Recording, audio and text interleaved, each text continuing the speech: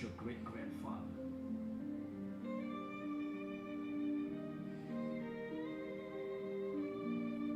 This ain't history. It's your identity. Hard Sinai, the world stood still. Mountains shook and hearts did chill. Fire in the sky, thunder in our bones. Hashem's voice echoed deep in our souls. The song will be released tomorrow. Such a Every soul stood there, feel that shift. You think you just showed up in this generation. Now you were summoned for that revelation. The Torah wasn't just given, it was engraved. And in that moment, it's a song for Shavuot. not just with laws, not just a creed, but with the manual for what the soul needs. We were there, no stories, no spin. Every Jewish soul felt the fire within. We were there, it echoes inside. From Har Sinai, where truth never died. We got the Torah, we got the flame, and we carry it forward in Hashem's name. So don't forget, don't drift, don't lie. You stood at the foot of that mountain sky. The Rambam said it, teach it to your seed. McMahon, Har Sinai, the spiritual creed. Don't wait for Shavuot once a year. This memory's the weapon, the shield, the spear. It wasn't just mitzvah, it was identity given. It wasn't a speech, it was heaven driven. He gave us joy, clarity, fear, and grace. The blueprint to navigate time and space. The nishama change, transformed on the spot. Our mission began, we took the lot. The luhot were heavy, but the weight's divine. Carve that truth in your daily grind. We ain't just a nation with an ancient past. We're the people who heard Hashem's voice blast. From fire and cloud, thunder and flame, and we still walk proud in Hashem's name. We were there, no stories, no spin. Every Jewish soul felt that fire within. We were there, it echoes inside. From Har Sinai, where truth never died. We got the Torah, we got the flame, and we carry it forward in Hashem's name. So don't forget, don't drift, don't lie. You stood at the foot of that mountain sky. You want power? It's not in fame. It's in saying Na'ashev and Yishmael without shame. The Goyim hated, they saw what we got. And ever since then, we've been in their plot. From Rome to Greece, from exile to war. They couldn't handle the truth we swore. But we ain't breaking, we ain't afraid. We heard Hashem's voice, we're already made. Even converts, the soul stood near. The future heart said yes with cheer. And now it's our time, don't let it fade. The fire's in you, don't let it degrade. The nations of the world can never erase the fire we got from that holy place. And when your emunah feels like it's breaking, remember Har Sinai, where your soul was awakened. We were there, no stories, no spin. Every Jewish soul felt the fire within. We were there, it echoes inside. From Har Sinai, where truth never died. We got the Torah, we got the flame, and we carry it forward in Hashem's name. So don't forget, don't drift, don't lie. You stood at the foot of that mountain sky. You were there, not just your name, not just your yeah, DNA. רבותיי, we were there. Your neshama stood beneath the mountain when Hashem said, Anochi Hashem Elokah. You didn't ask for proof. You said, Na'aseh v'nishma. We will do, then we will understand. And now the world is louder than ever. Pulling, twisting, lying. But if you want to know who you are, you don't need a mirror.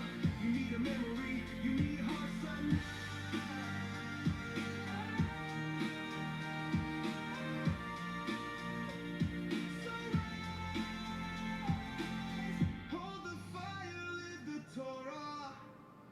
No, this is our songs. Teshuva music. And you're still here. Not that kofel. B'Shem Hashem na'aseh v'natzliach. Shiur Torah, Bruchim Aba'im. We're back on our Wednesday night. Stump the Rabbi. We're after some Divrei Torah. BeEzrat HaShem, you guys will ask some questions, and BeEzrat HaShem HaKadosh Baruch Hu will give us the answers. Tonight's shiur is going to be for the רפואה שלמה והצלחה רבה for Rabbi Ephraim ben Shulamit, רבנית שרה בת ענת, רבנית לבנה בת שרה, שרה בת לבנה, אבי מורי דוד בן עשריה, אמי מורתי דוריס בת ז'ורה, and all of Am Yisrael and all the righteous Noahis that continue to learn with us, continue to support the organization to the best of their abilities, truly.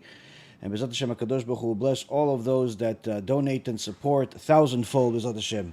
Anyone that wants to donate and help us with the campaign we have right now to help feed poor Jews in Eretz Yisrael during this holiday. You could still donate on our campaign. Anyone that wants to donate on our website, you could do it at BeEzratHaShem.org. You could donate through YouTube. You could send a check, wire transfer. You could even transfer stock and Bitcoin and all types of other cryptocurrency, as some of you guys prefer to do. Either way, we need the support. We need a lot of help to do a lot of good. One of the main things that was just announced in the last 24 hours is literally 20 years in the making. 20 years in the making, this Sefer has been. Rabbi Ephraim worked on it literally for the last 20 years, and it remained unpublished for many years. This Sefer was originally written over 100 years ago by one of Gedolei Yisrael, the Mesameach Eliakim, who was a Dayan in Morocco, in Tveria, and the Av Bet Din in Casablanca. He was truly the Hillel of his generation, or as many called him, the Moshe Rabbeinu of his generation. And this is one of his 3 Sfarim, but this book hasn't been printed in probably something like 30 or 40 years, if not longer. And Rabbi Ephraim wrote an entire commentary, source sheet, and explanations of everything that's in it. So now you could read the Mesameach's Holy Torah with explanations that makes it easier for Talmidei Chachamim to learn this Sefer. Literally, this is a book that if you give it to an Avrech, you give it to somebody that's serious about learning Torah, he'll thank you more than he'll thank you if you gave him $1 million, because it's literally a treasure of all treasures. It has Chidushim on the Torah, Chidushim on Kabbalah, Chidushim in regards to different extraordinary wisdoms of the Mesameach Eliakim. Look him up. You can see a lot of interesting things about him. That's on the Kiruv store. You can get yourself a box for free of 14 books to distribute in your community in Eretz Yisrael, as well as in the U.S. Also, we have, Baruch HaShem, many of you are smart enough to order as many of these as you possibly can. We're giving out, as Baruch HaShem, a few hundred copies left this morning. And BeEzrat HaShem will arrive at their destinations very soon.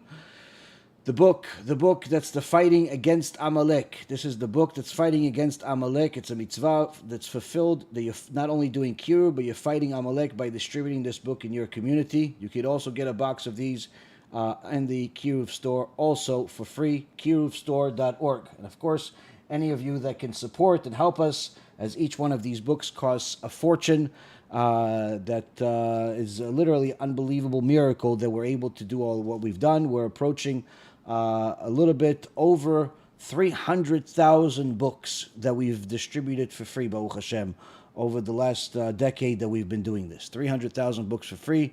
Rabotai, does not come cheap. But that's available on the Kiruv store. Get them, distribute them, and BeEzrat HaShem, you'll have a lot of zchuyot in your account. So with that being said, Rabotai, last reminder to subscribe to the AI Rabbi. Several of you sent me questions, and you give me the your confusions because you asked ChatGPT or Claude or some other form of language model on the internet, and it literally drives me crazy that people do not yet subscribe to the AI Rabbi. That's the only one that's consistently going to give you answers from the Torah that are reliable with sources. There was an article that was written that included AI Rabbi as one of the top apps in the Jewish world, Baruch HaShem, about a month ago or so, and actually came to me as a surprise as well. I didn't know that people in the media knew about it as well. Subscribe to that app, recommend it to your friends. You're literally doing people a favor, a big service by doing that. So with that said, Rabotai Karim, we're going to get started. The song you just heard, you'll actually have the ability to listen to if you subscribe to our Teshuva Music channel, whether on YouTube, Spotify, iTunes, and so on. The song will be released tomorrow, BeEzrat HaShem. It's a fantastic song for Shavuot, really for all year round. That's going to be available tomorrow, BeEzrat HaShem. And now we're going to get into the Parasha. Parashat Behar, we're starting a new Sefer BaMidbar. BaMidbar, what does BaMidbar mean? BaMidbar means the desert. And interestingly, Rabotai, we're going to title this lecture, He Who Laughs Last, Laughs Best. success secrets. Now, people I'm sure that haven't been born in the last 10 years have heard of this old saying, he who laughs last laughs best, meaning that people could laugh at you, but if you're right in the end, then you get the last laugh. You're the one that's the winner at the end. And it's not a secret that some of the greatest success stories in history, whether it be business or otherwise, are also stories that come from the biggest struggles. How did those people that succeeded in the end, how do they know to keep pushing despite being laughed at? How can you use it as a lesson in your Torah learning, in your business struggles? Parashat BaMidbar seems to be all about the census, counting Jews, that would seem to be irrelevant to success, needless to say, to your life. But a closer look into the verses, Rabotai Karim, will uncover not only things that are relevant, but actually the secret to success that's buried within the desert.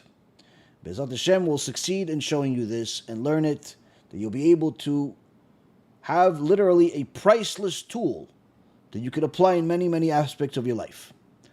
וידבר אדוני אל משה במדבר סיני, באוהל מועד באחד לחודש השני בשנה השנית לצאתם מארץ מצרים לאמור. Hashem spoke to Moshe in the wilderness of Sinai, in the tent of meeting, on the first of the second month, in the second year, after their exodus from the land of Egypt, saying, take a census of the entire assembly. So here we see that HaKadosh Baruch Hu is telling Moshe Rabbeinu to take a census. But the Torah is reminding us that this is taking place in the wilderness. Where else is it going to take place? In Taj Mahal? In New York? In Las Vegas? In Tel Aviv? Where else is it going to be? Of course it's in the desert. The whole Torah is in the desert. Why is the insistence that reminding us this is in a desert? Furthermore, the census, we've had a couple of them. What can we learn from those words of the census that can apply to our life, that can apply to our success?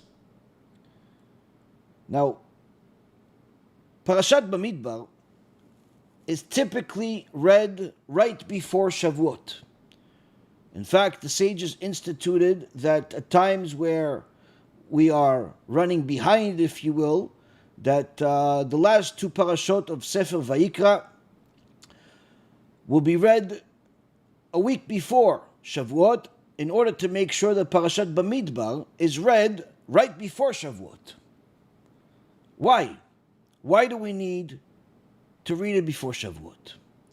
Well, perhaps, Rabotai, if we look at what Chachamim have said, we'd understand a little bit better. The Gemara in Masechet Eruvin, page 54a, says that in Sefer BaMidbar, chapter 21, verse 18, it says, Umimidbar matana, a gift from the wilderness. This is said during the song that Am Yisrael sang. What gift? What is this gift, the Gemara asks? Chachamim say, the gift is that if a person treats himself as if he is the desert, when people keep bothering him, then his Torah learning will succeed. But if he does not, then his Torah learning will not succeed. Treat himself like the desert? Okay, I understand. Bamidbar means desert. Hashem is speaking to Moshe in the desert. Now you have to treat yourself like you're the desert if you want to succeed. Why? Meaning, Rabotai, just like the desert does not require permission or specific conditions for you to enter it. You don't need a green card. You don't need a visa, a citizenship, a toll. You want to go to the desert? Bechavod, enjoy. If you treat yourself like the desert, meaning that when it comes to learning Torah, you'll take advantage of any opportunity, any moment of time you have, and not wait for the perfect conditions where you feel better, where you have enough money, where it's perfectly quiet, the kids are asleep, you are into it, you're interested in it. If you give yourself all of those conditions, you're never going to succeed. But if you treat yourself like the desert, coming and going, any chance you get, then you will succeed. In so many words, determination. Determination. The Mechilta, DeRabbi Yishmael, further adds, why was the Torah given to Am Yisrael in the desert, in the Midbar? Answer, in order to make sure that no tribe out of the 12 tribes of Israel would claim ownership over it, since it was given in their land, in their section. Hashem divided the land and gave a piece to each one of the tribes. And if the Torah was given in a part that was owned by Benjamin, perhaps Benjamin would say, listen, the Torah is really more connected to me because it was given where we are. Or Yehuda, or Issachar, or Zvulun, or Reuven. So in order to make sure that no one thinks that the Torah belongs to them more than anybody else, Hashem gave it in the desert. Why not Israel? In general, before you divide the land. Says the same Midrash Mechilta, so the nations, the Goyim, would not come with excuses of why they forsook the Torah and ignored it by saying, listen, it was in Israel. We live in, we live in Saudi Arabia. We live in America. So obviously it's not for us, it's in Israel. You gave it in Israel for the Jews. No, Habibi. The Torah is for the entire world to comply with. The Jews have to comply and follow every one of the laws that's applicable to them, and the Gentiles have to follow every one of the laws that apply to them. No one has an excuse, hence the reason why Hashem gave the Torah in the Midbar, in the desert. In fact, in the recent past, I would say 100 years or so, there was a lot of fighting, even more than 100 years, but a lot of fighting between the Ashkenazim and the Sfaradim. And at times, certain Ashkenazim that would claim ownership over the Torah over the Sfaradim. Many of them were surprised that the Sfaradim even have Talmidei Chachamim. When they saw Rav Ovadia, they simply couldn't deny that the sun has risen. And that's also why some of the elders till this day remember the pain they suffered from some of their brothers, their Ashkenazim. But needless to say, when somebody came to Rav Ovadia, one of his shurim, so many words saying, listen, the Ashkenazim feel like the Torah is theirs. Rav Ovadia Yosef Alav Shalom says, the Torah itself says, Torah tziva lanu Moshe morasha kilat Yaakov. The Torah that was commanded on us was given to us by Moshe Rabbeinu to Kilat Yaakov. It says Kilat Yaakov. Yaakov is also another name for Israel. It doesn't say Kilat Yankale. It says Kilat Yaakov. The Torah is for all of Am Yisrael. Ashkenazi, Temani, Sfaradi, Litai. Doesn't make a difference. For all of Am Yisrael. Hashem gave the Torah in the desert to all of Am Yisrael. And in fact, the entire world has to follow it. The problem that people have is that they don't put themselves in the desert. When it comes to learning Torah, they want it to be under certain conditions. They want it to be in perfect mood, perfect physical shape, perfect financial situation, nobody bothering them. But unfortunately, that just never happens. Furthermore, the Torah tells us about a census. A census. What does counting have to do with anything? But if you look at the Hebrew words that are used in the Torah, Hashem says, Seu et rosh kol edat bnei Yisrael. Seu et rosh, which translates to take a census, count every head, also literally means lift up the head. Meaning, get the leaders. The leaders of the tribes, the leader of a family. You that's watching right now. Seu et rosh. Let them know that if they follow the Torah, they'll be the rosh, they'll be the head, they'll be the success story. If they don't, they'll lose their head. Hashem Yirachem. In the census we have the names of the leaders. Some that chose to go in the way of Hashem, and some that did not. For the tribe of Shimon, we have Shlumiel ben Tzuri Shaddai,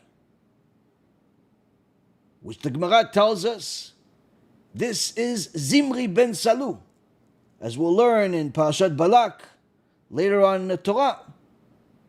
He was the guy that was over 400 years old and did not like that Moshe Rabbeinu was given the death penalty to people that violated the Torah that were part of his tribe. So he decided he's going to show that he's more powerful than Moshe. And he ended up grabbing the Goya, Cosby, in order to change people's perspective, because he wasn't happy with what he had. He wasn't happy not being the leader of all of Am Yisrael. On the other hand, we have, for the tribe of Yehuda, Nachshon ben Aminadav. Nachshon ben Aminadav didn't look to be the leader. But when he saw that Am Yisrael was afraid to go right, to go left, to go back, to go forward at Yam Suf, because behind them were the Egyptians, chasing after them to murder them. On the right and left, there was enormous snakes and scorpions that the Midrash says were bigger than people. The scorpions were bigger than people. Something terrifying. The worst nightmares couldn't size up to it. Hashem specifically put these things there in order to make sure that He leaves one option for Am Yisrael. We're going to the water, but nobody knows how to swim. So everyone's afraid. What are we supposed to swim across Yam Suf? Nachshon ben Aminadav knew that HaKadosh Baruch Hu always does good, even if it looks impossible, even if it looks like it's a certain failure. And he went into the water first to the point where he himself started drinking the water from drowning. That's how much he believed in Hashem. And he not only brought the merit to Am Yisrael where Hashem split the ocean, but he also merited being the one out of the tribe of Yehuda where Mashiach ben David is going to come from. So on one end, Shlumiel ben Tzuri Shaddai wasn't happy with his share. Wanted more than what he had. Didn't like the conditions. Whereas Nachshon, the polar opposite. He had complete bitachon in HaKadosh Baruch Hu. He knew that Hashem is right, even though it looks like he's wrong, chas v'shalom. He knew that the Erev Rav were laughing at him, laughing at Hashem, laughing at Nachshon, laughing at Moshe. But he got the last laugh. So we see that there is a certain pattern forming that the Torah is trying to tell us here. much more than counting names.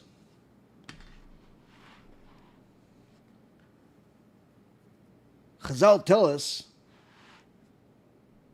the Torah was given to us in the desert in order to constantly remind us that in order for us to succeed, we have to act like the desert. Stop looking for perfect conditions. If you're looking for perfect conditions, you are simply going to never progress. And this applies in every aspect. It applies in learning Torah. It applies in doing Teshuvah. And needless to say, it applies in business, in your career. If you're not willing to make moves, to do things that other people are not willing to do, you're never going to progress. Now, this does not mean to turn into a speculator. This does not mean to do the exact opposite of what everybody says just for the sake of being the opposite. That's a fool. But what the Torah is telling us is when you know you're right, go all in. Everything. What about the fact that everyone's laughing at me? Let them laugh. But most people don't act that way. Most people say, no, listen, why don't we just change the conditions? Changing the conditions is not going to improve the desert. It may ruin it. There was a rich man that came to Rav Shteinman. Rav Shteinman was kadosh, tzaddik, lived in a house that literally, if the walls can talk, just going to that house, you get the musar of your life. A rich man came to him and said, Kvod Rav, I have an idea. I want the Rav to give me the 10 best avrechim. I'm going to start a new kollel for those 10 best avrechim. Well, why do you want to do that? Well, my plan is that I'm going to build the fanciest, most luxurious kollel that ever existed, where each one of these avrechim is going to become rich. I'm going to give them houses full of luxury, cars, drivers, full of the food is going to be available at all times in the kollel. All of their needs and desires will be met so they could learn Torah with complete comfort. Rav Shteinman says to the rich man, no, this I do not agree to. Why not? I mean, people are collecting money for the kollels all the time. We need money for our kollels in Eretz Yisrael. Everybody needs money for their kollels. This guy's not just offering money for the kollels. He's going to build a kollel, and the kollel is going to be a multi-million-dollar establishment. Why not? Says Rav Shteinman. The Gemara in Masechet Nedarim, page 81a, says, be careful with the children of the poor Jews, because from there is where the Torah will come from. Meaning that if you give all of these luxuries to these avrechim, then we will all lose out of the Torah that will come from the struggle that creates Torah for them. Basic needs, sure, give it to them. But luxury, that'll ruin their Torah. Learning Torah cannot be attained if you have conditions where you have to study at a specific weather, time, location.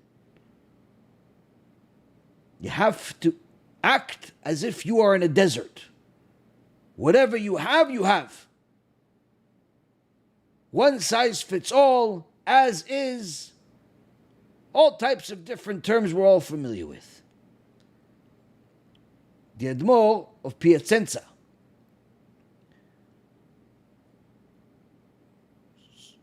studied Torah with complete devotion inside the ghetto camps in the Holocaust. To such an extent that he would give his food, the minimal food the Nazis, Yimach Shemam V'Zichram, gave, he would give his minimal food that he had to other Jews in return for paper. He needed paper. Why did he need paper? To write his chidushim. Inside the Holocaust, he not only learned Torah, but he wrote a sefer called Esh Kodesh, full of extraordinary levels of Torah beyond comprehension, where in later years he would thank HaKadosh Baruch Hu for the struggle of the Holocaust that he suffered, because it brought Torah from within him that could not come otherwise.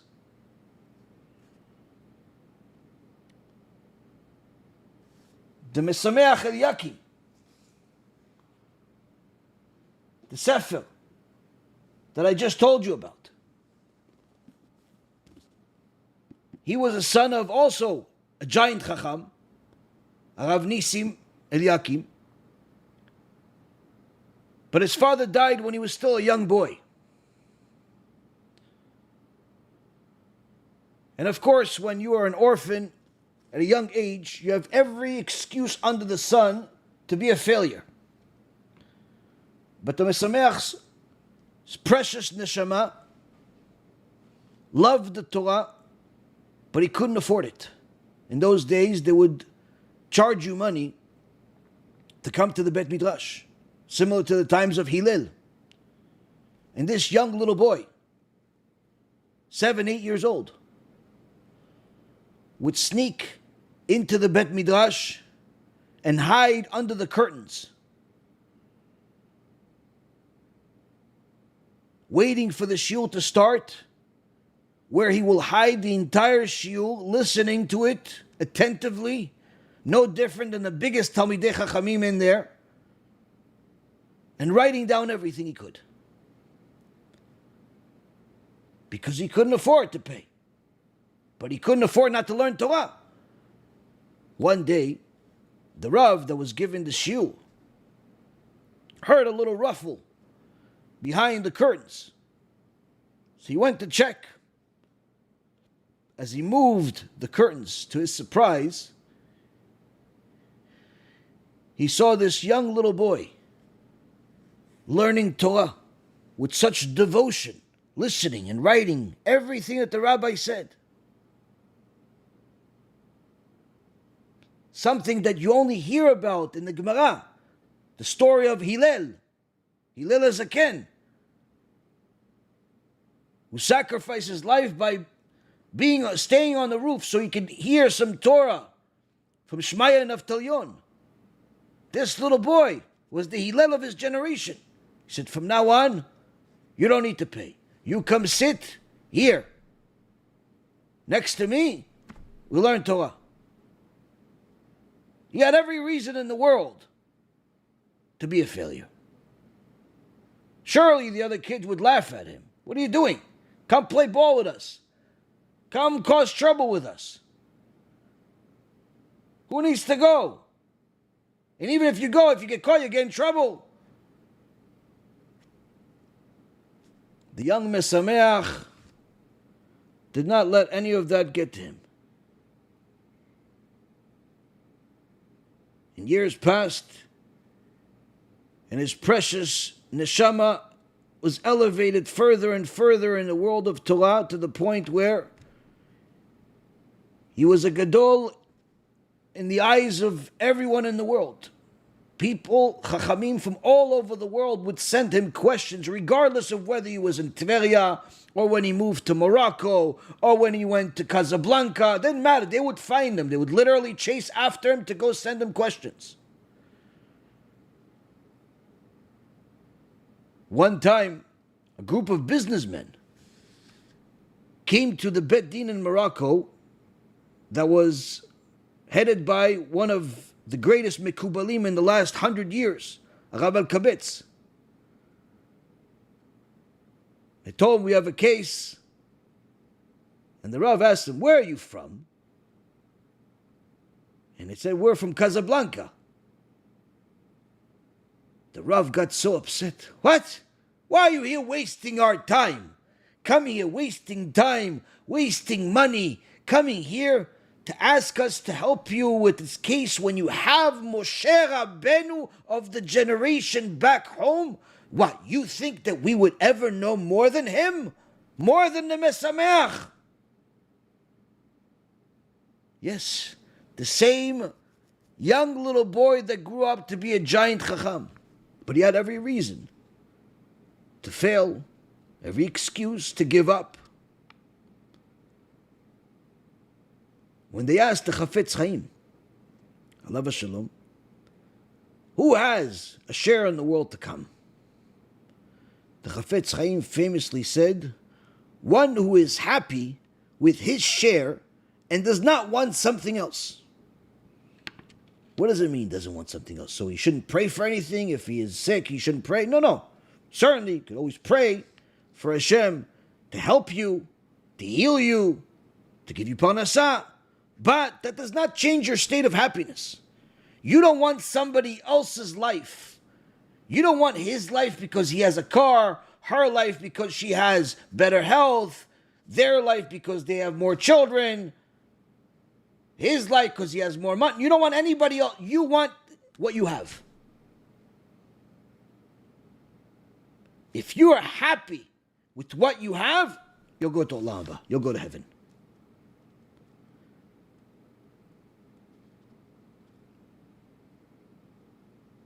In a sefer that just came out called Lev Ne'eman. Lev Ne'eman, the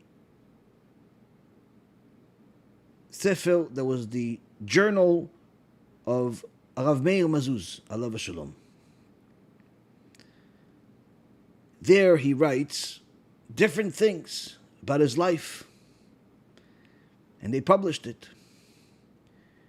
And he writes in there, my peak in intellect was when I was 7 years old. 7 years old, he was already a Gaon, knew the entire Tanakh by heart, something beyond anything you could imagine. And even in my dream, they told me from Shemaim that my neshama came from Olam HaAtzilut, the highest level of worlds. That's where his neshama came from.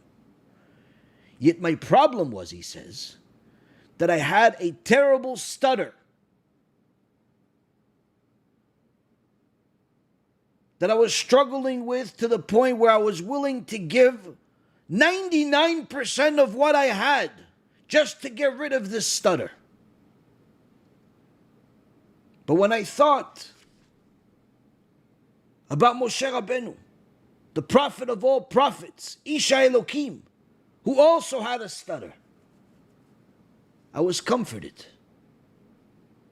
Perhaps all this knowledge is not going to go to waste.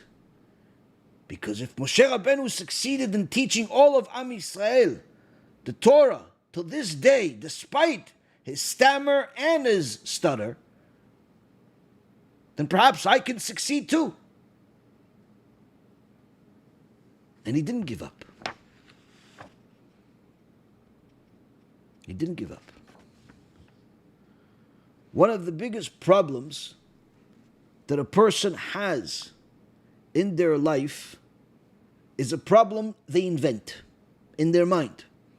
Because instead of worrying about their own life, they worry about what people think of their life or would think of their life. They're affected and infected by everyone's laughs and mockery of what they decide to do. They want a different life. Why isn't it easier, Rabbi? Why can't everyone agree? You're not understanding. The Torah was given in the desert. Specifically, harsh conditions, because that's struggle is what brings success. There's no shortage of stories of major organizations that were a laughingstock for years before they became everyone's favorite investment. I remember years ago, when I was still in the investment business, the secret sauce to the successful investments that we chose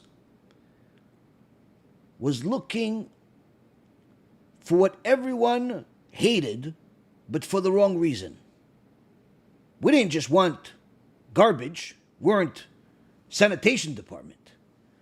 We wanted to find the company that everyone was laughing at, but they were wrong. And the difference between finding losers and finding winners is whether you're able to determine whether everyone is wrong or not. Because while they're being laughed at, that means the stock has gone down, is staying down, nobody likes it, everybody makes fun of it. And you analyze. And you see, is everyone wrong? Is it possible that these Wall Street banks and analysts, everyone is wrong? Yes, it's possible. I remember the first big deal that we did was a company called Nextel. At the time that we were looking at it, we saw that this company had a unique technology that was very special for those times, where it was not only a cell phone, but also a walkie-talkie.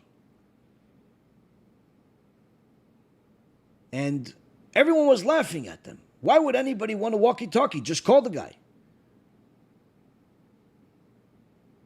This company's not going to last. This company's this company's that. Their stock went down from high prices in the 2000s, 1999, and it got down to as low as $3. I did everything I possibly could to get every one of my clients to buy as much of it as possible. I remember one of my clients, his name was David Taylor. He's already passed on many years ago. He used to work at a major bank with under Jamie Dimon. And I called him.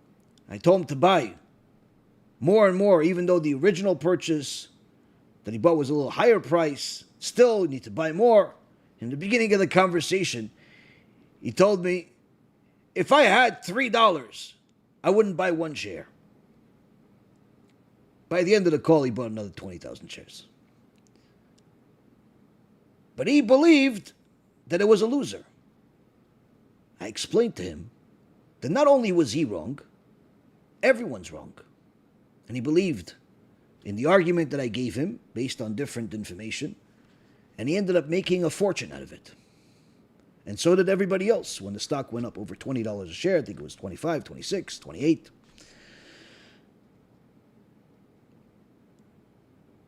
After that, there was another company that was a subsidiary that, again, everyone laughed at, because it was a company based out of South America, not exactly a prospering area. I showed them that I found a clause inside a legal document called an SEC filing that guarantees that they will have to be bought out. Something that, if you could find that, and you have $1 billion, go borrow another $1 billion and buy that too. But apparently, the market didn't know about it. It was so clear to us that people thought we made it up. Especially because of how much people hated it. Well, about a year and a half later, maybe, it went up to, from I think it was $8 or $6, and eventually got bought up at 26.5. The same thing happened with a company called Priceline. They were buying after the September 11th attacks. People thought I was insane to buy a company that benefits from the airline business that's crashing, that's going out of business. Everyone is wrong. Everyone is wrong. And of course, many laughed. Bunch of brokers in the office thought I was either going to go to jail or to an insane asylum. But eventually everyone was wrong, and the stock went up drastically. I'd say we made a few times our money, but we sold too early because it went up much more. But still, the clients made a ton of money.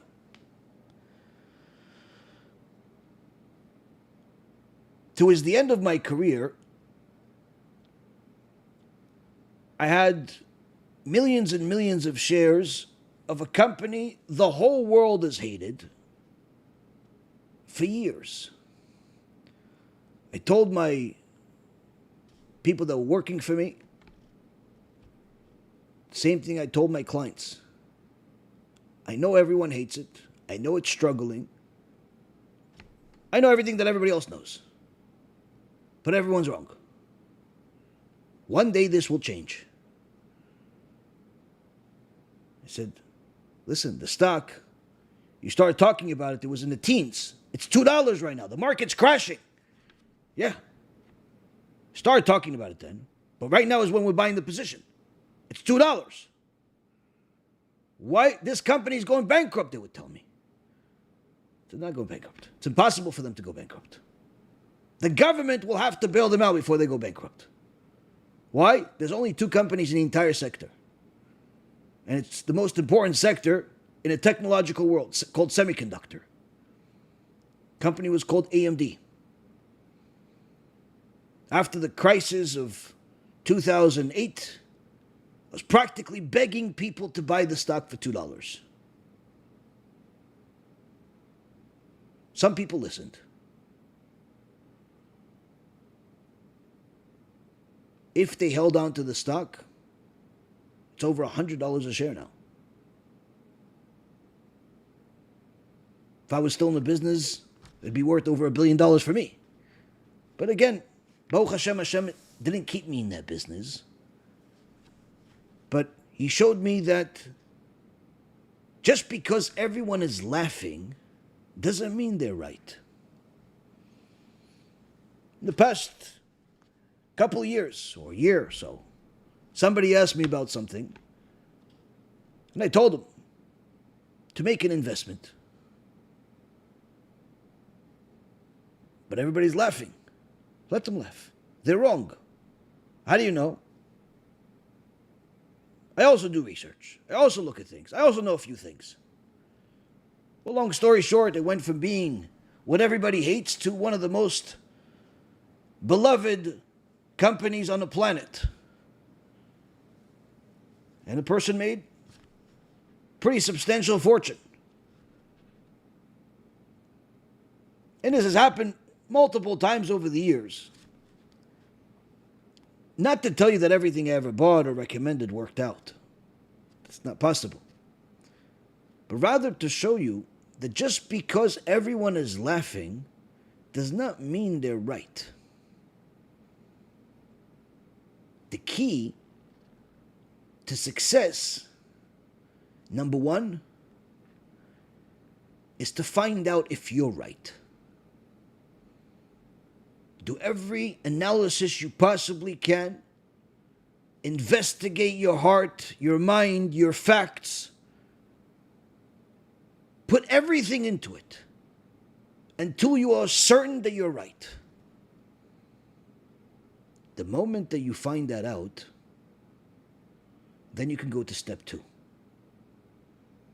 But until you're 100% on board that you are right, step 2 is irrelevant to you. You'll break. Why? Because step 2 means not only putting everything you have into this, whether it's your Torah learning, your business, your idea, whatever it is. It's not just that. It's doing it with narrow focus, where nothing else exists. Nothing else exists. Nothing can change your mind unless it contradicts your information, which means that either you were wrong or you became wrong because something material has changed. But once you analyze the situation to the point where you've concluded that you're 100% know this is right, then you can go step 2. Step 2 is push with no holding back, despite the fact that you will be laughed at day in, day out. You'll be called crazy. You'll be called a fanatic. You'll be accused of being all types of things. Until everyone knows you're right. And you get the last laugh. But the last laugh is not enjoyable, believe it or not. Because the pain and agony you have to go through until you get to that last laugh, nothing's funny about it. In fact, you have enough experience with winning. Winning itself is not really all that pleasing. It's expected. I knew I was going to win. That's why I continued while everyone was calling me a crazy person and all types of other names. The only thing I regret is I couldn't do more.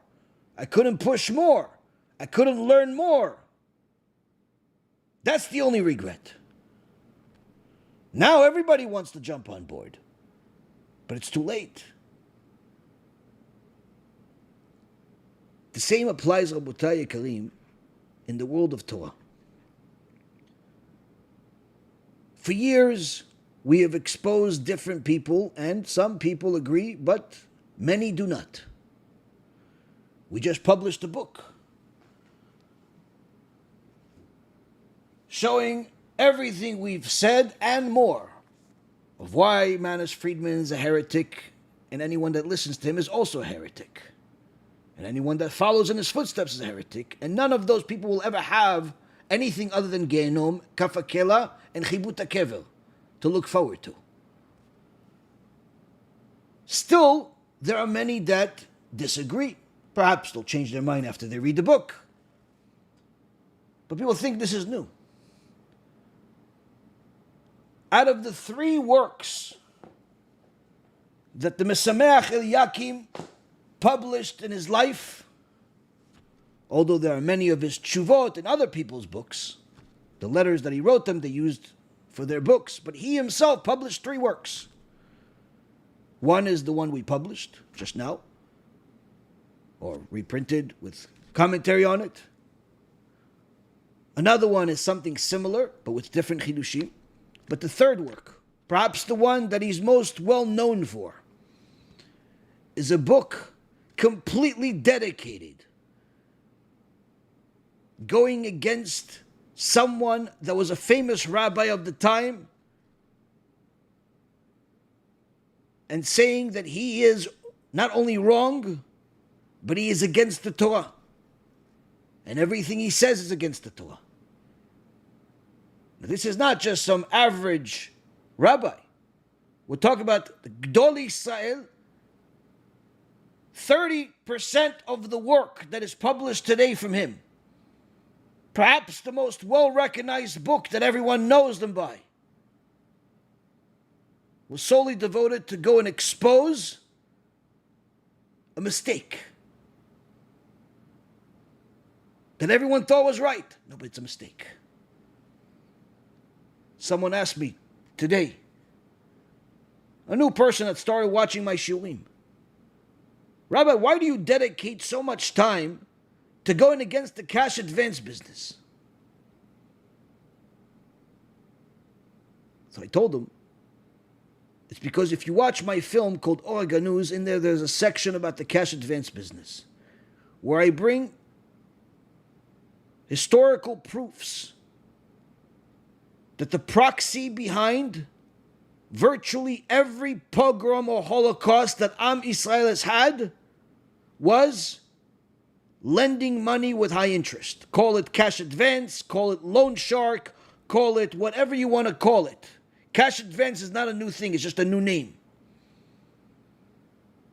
All of the anti-Semites that were looking for an excuse to kill Jews in mass used the cash advance as a reason to kill Jews. Whether it's in the time of the Romans, the Greeks, the Spanish Inquisition, the disaster that happened in England in 1100s, in Morocco, in Poland, in Germany, Holocaust, every one of these, if you look into the facts, the stuff that most people don't want to look into or don't have time to look into, if you look into the filings, into the legal documents that most people don't even know what they're called, you'll find the constant excuse, not justifiable, but needless to say, a proxy, an excuse that Amalek used to justify their murder of Jews was the mistakes that Jews made by charging high interest with loans they gave to the Goyim, to the point where their loans were predatory. This is exactly what's happening now. We've been screaming fire for 5 or 6 years against that business. And although, Baruch HaShem, many people have left it, many people have become aware, unfortunately the business continues to grow, the industry continues to grow, and people continue to literally destroy people's lives while laughing on their way to the bank. And as I told that young man, everything that happened to Am Yisrael in the past is what this business is going to bring in the future, which doesn't seem to be too distant from now. So when I see fire, I yell fire, even if no one else is paying attention, or if everyone calls me crazy. You see, Rabotai Karim, once you have an absolute certainty of truth, it cannot be undone. Once someone that's blind is able to see for a moment what the sky looks like, even if he goes back to being blind again, he will never be the same. If he was born blind and for 30 years did not see anything, doesn't know what color is, doesn't know what shade, doesn't know. You tell him blue, red, has no idea what it is.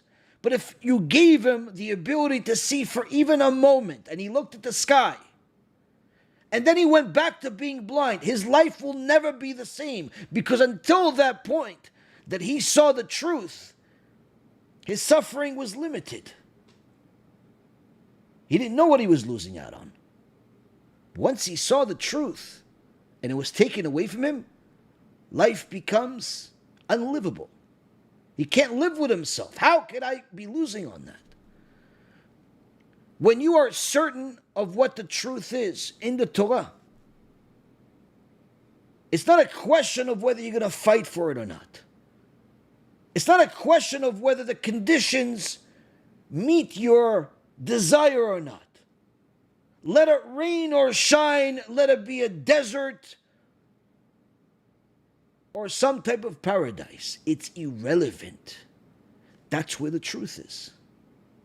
That's where the truth is. And I can't live without it.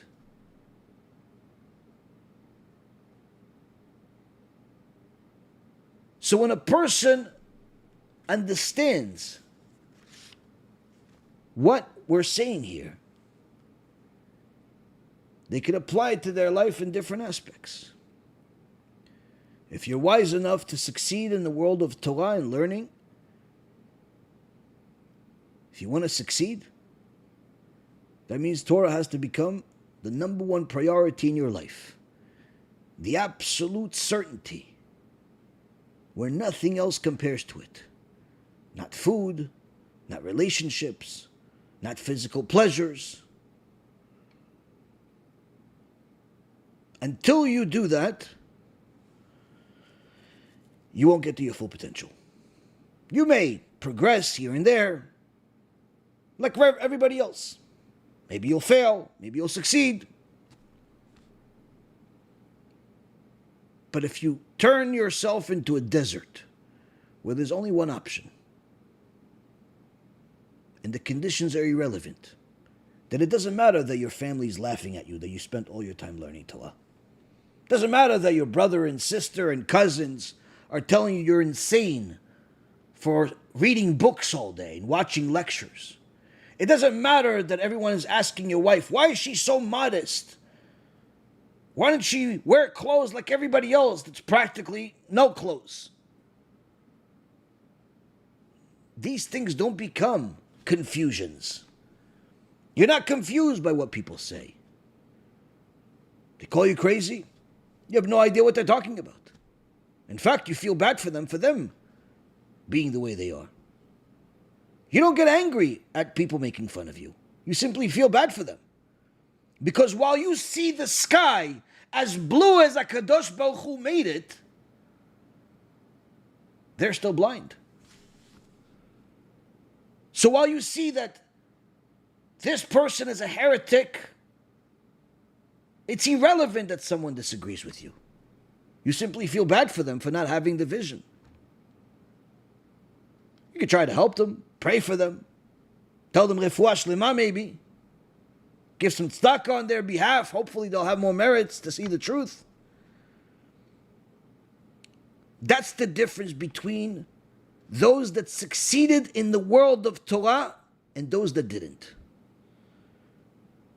Gdolei Yisrael did not become giants because of their memory skills, or because of who their father was, or because they grew up in a religious family, or because they had perfect conditions. It's quite the opposite.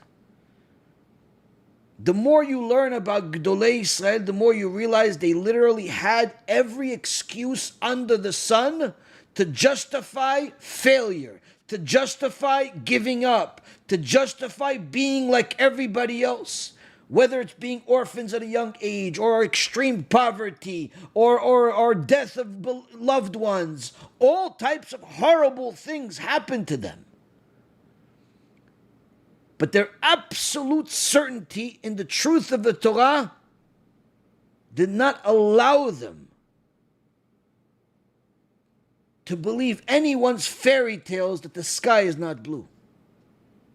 To believe anyone's fairy tales that you don't need to learn Torah, that you don't need to serve Hashem, that you don't need to put everything into it. Because to them, the Torah was more important than air, more important than the oxygen. They're only breathing because they have to, for the sake of learning Torah. So when a person wants to succeed in learning Torah, throw out all the conditions. Throw out all those requests where once I have money, then I'll do it. Once I have comfort, then I'll do it. Once I get married, then I'll do it. Once I have more time, then I'll do it. Once I quit my job, then I'll do it.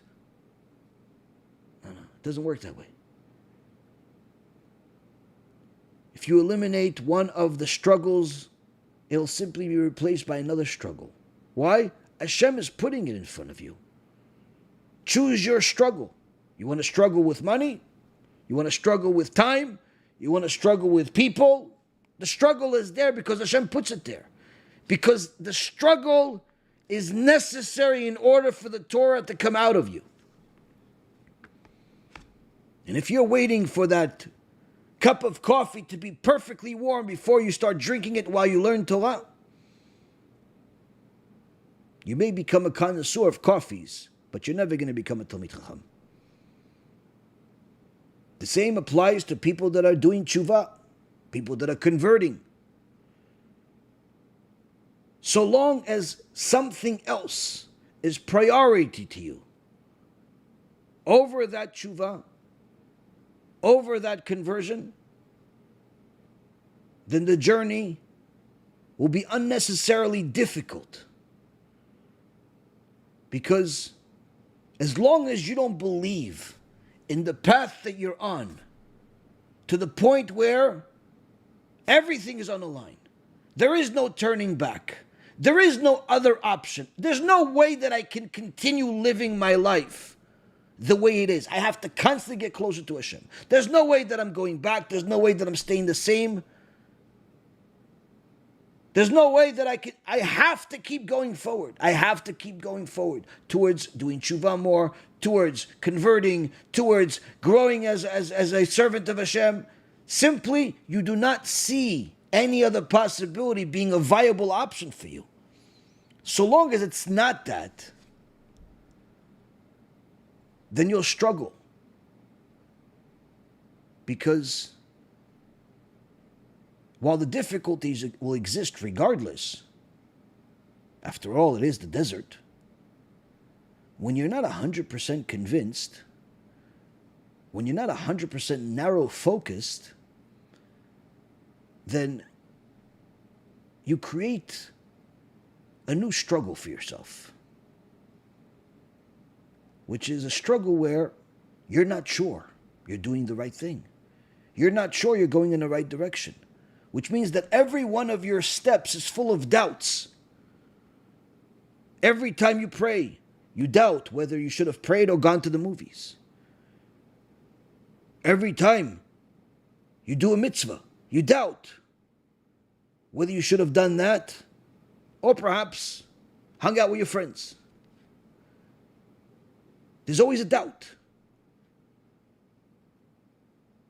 And that doubt is Amalek, waiting for you to break.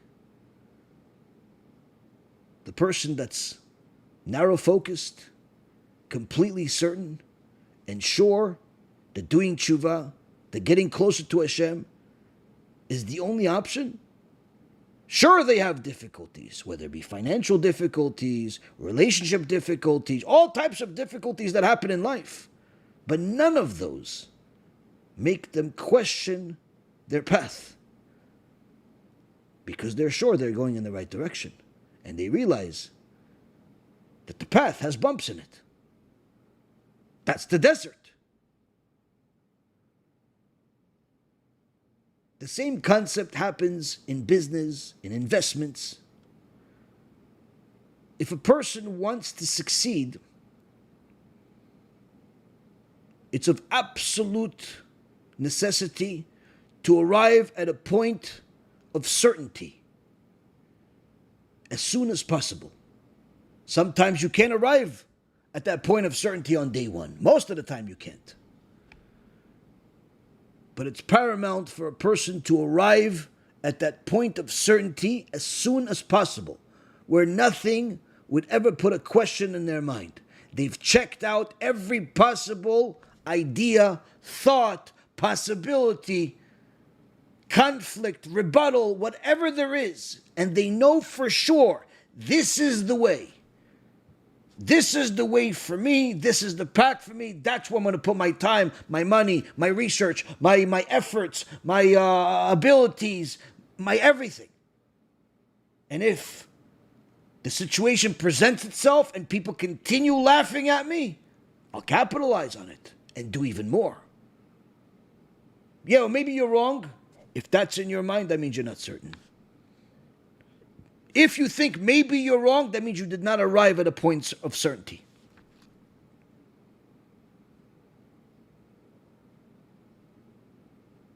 This is something, Rabotai, that if a person knows how to apply it, it can help them serving Hashem in Torah and Mitzvot, in learning Torah, in business, in finding investments,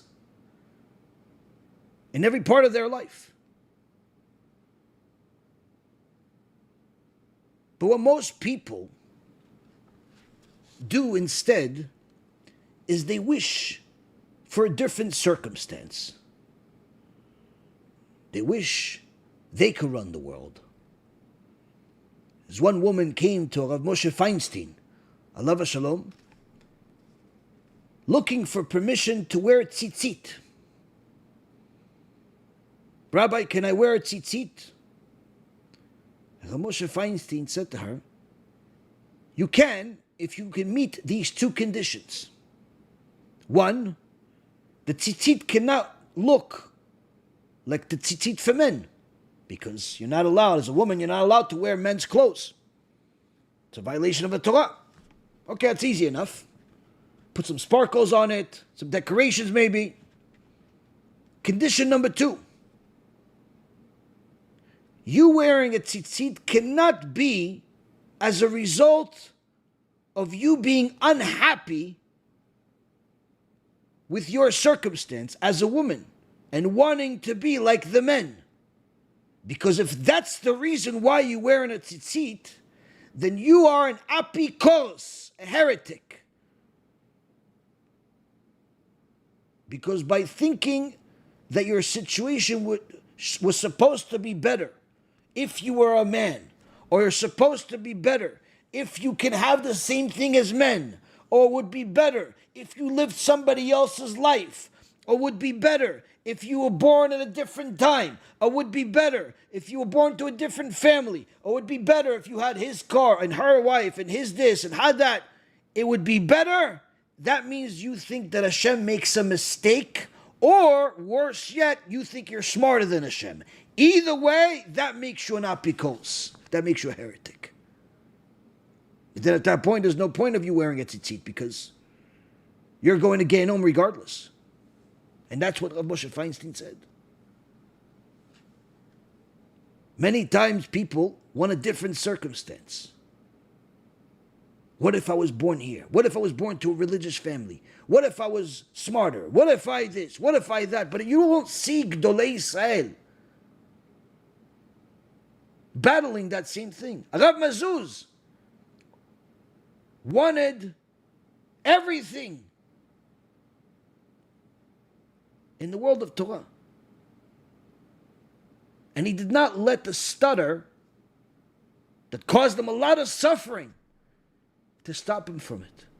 And eventually, not only did Hashem allow him to grow in Torah and to grow in teaching Torah, but he literally brought light to the world, has the biggest kolelim in the world, biggest yeshivot in the world. Torah empire that he built, despite the stutter. Moshe Rabbeinu had a stutter, had a stammer, had every excuse under the sun to run away from all of the responsibilities. But he didn't. He didn't. The Admor Piaseczno had perfectly logical excuse not to learn Torah. He's in the Holocaust. People are being murdered left and right.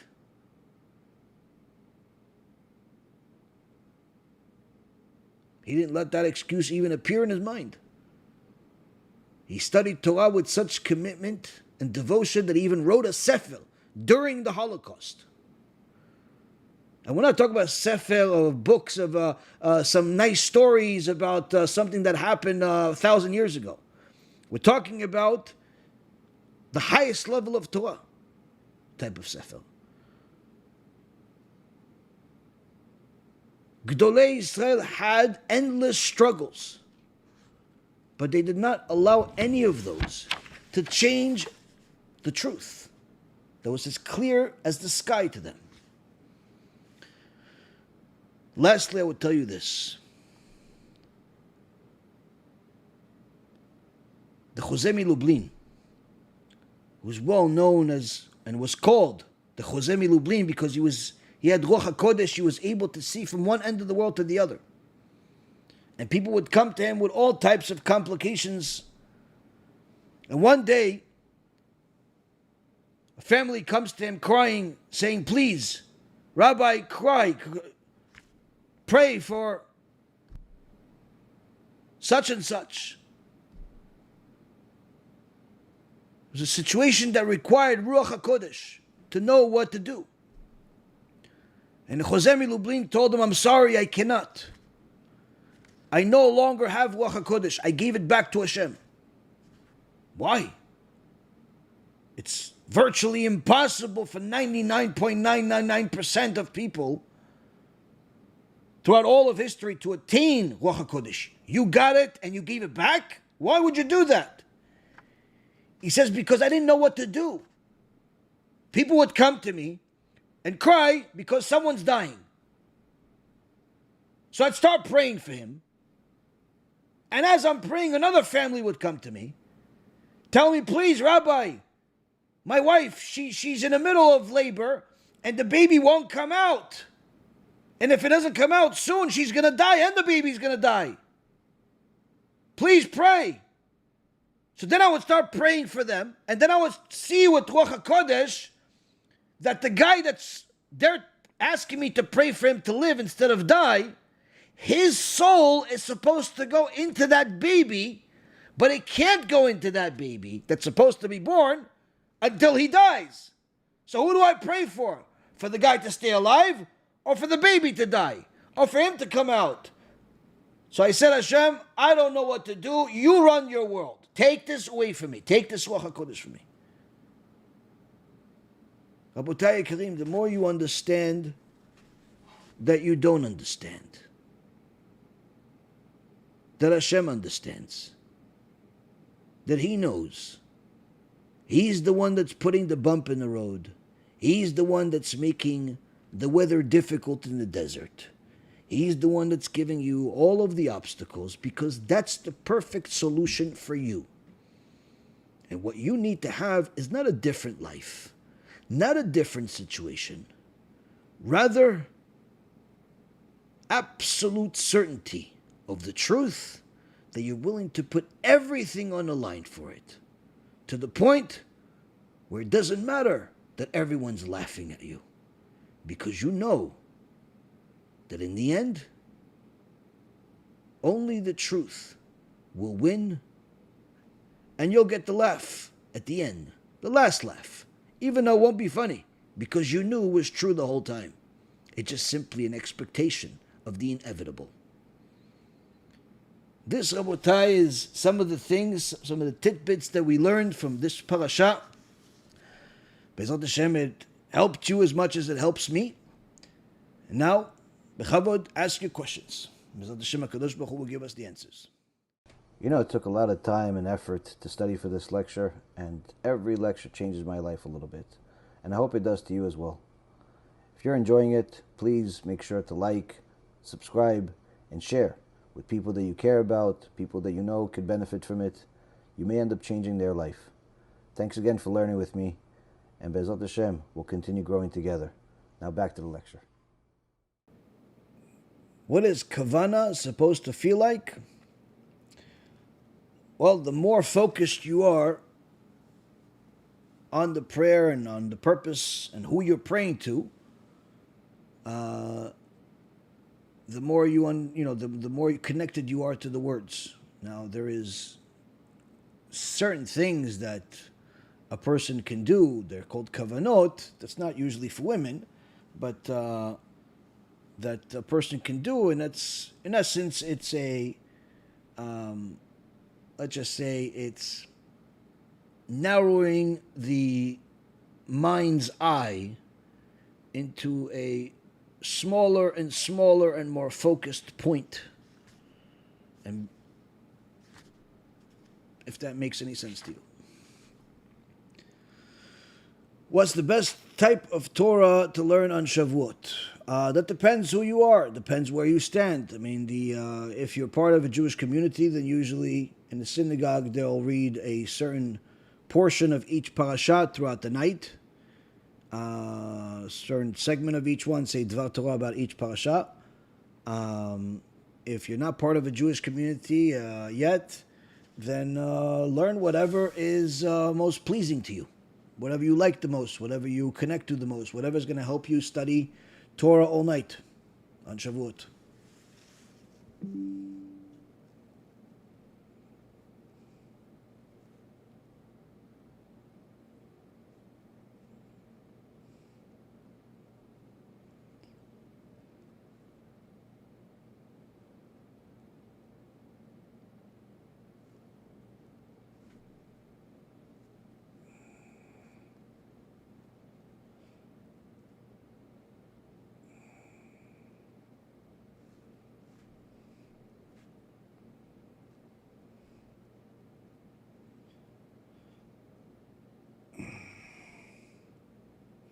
Someone told me that if you don't intend to hear any curses, if you hear one by accident, it doesn't affect your neshama. That's correct, if you don't intend to hear it, but it depends. But you have to make sure that you know that what you're doing. You're not expecting to hear it either. Meaning, if you listen to, let's say, rap music that's full of curses. So you know that there's going to be curses in it. So even if you don't want to listen to those curses, since you know with the certainty that you'll hear them, then certainly it's not good for you. But if it just happens without you expecting it, then yeah. Am I allowed to download books from websites that have free books for download? If it's not allowed, should I get rid of those that I already downloaded? Well, if it's free to download, then yes. They made it free to download for a reason. But if you made it free by cracking some type of code or something, then that's stealing. Then it's a problem.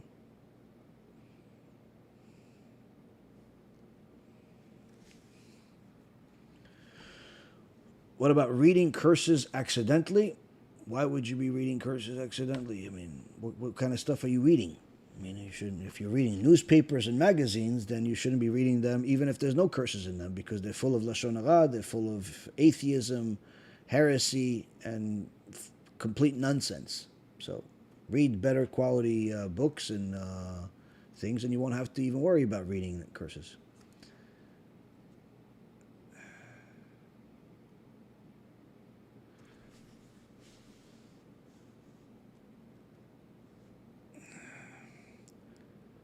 How do I get... Hold on, the questions are moving.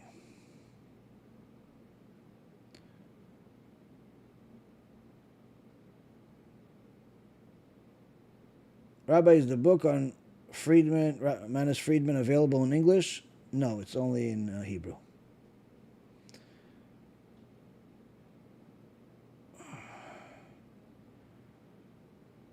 How do I get a Jewish husband, Rabbi? Well, if you are Jewish, then you shouldn't have an impossible time finding a Jewish husband. Just go to the synagogue, meet some more people that could help you find a husband, meaning meet more women if you're a woman, and meet more men if you're a man, and try to see if anyone has a recommendation for you. You can also use a shatchan, which is a Jewish matchmaker.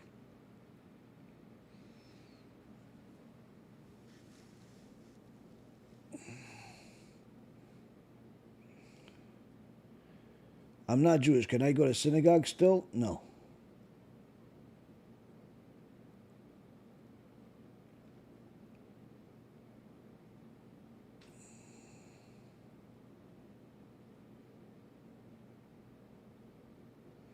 How do I forgive myself from a mistake?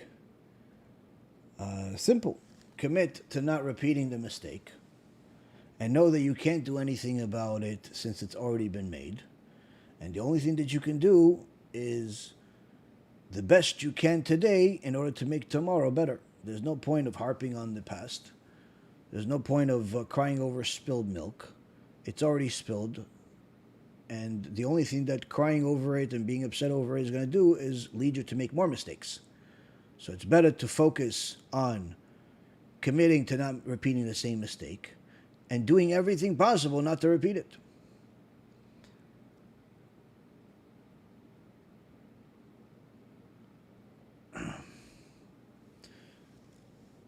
why aren't non-Jews allowed to go to a Jewish synagogue? Well, if it's an Orthodox synagogue, which is the only version of Judaism that's true, then the synagogue is not going to be very welcoming to non-Jews because they would be afraid that there's going to be intermarriage and assimilation and all types of things that are antithetical to a Jewish life. So if the non-Jews would come and sit next to the Jews in the synagogue, then within a relatively short period of time, they'll develop relationships and could end up leading to intermarriage, which is bad for both of them. So if you like the Judaism so much, then you could convert to Judaism.